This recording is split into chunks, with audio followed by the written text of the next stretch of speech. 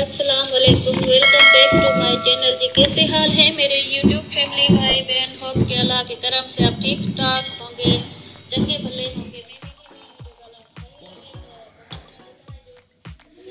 आ गया सर, तुम देखिए।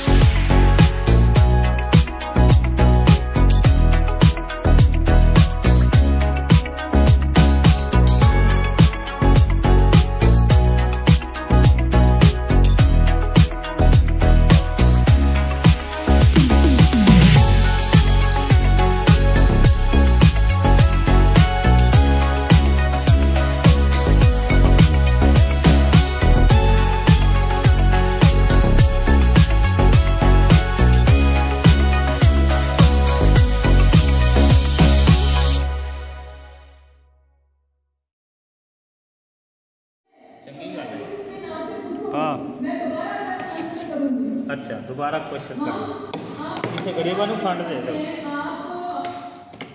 दो बस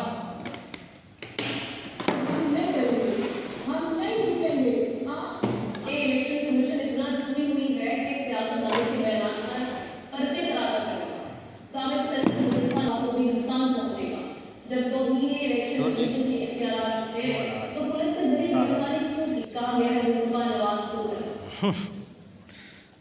चाचा तेरे हाल सेंड कर देनी है व्हाट्सएप पे अच्छा चाचा अशरफ दी वीडियो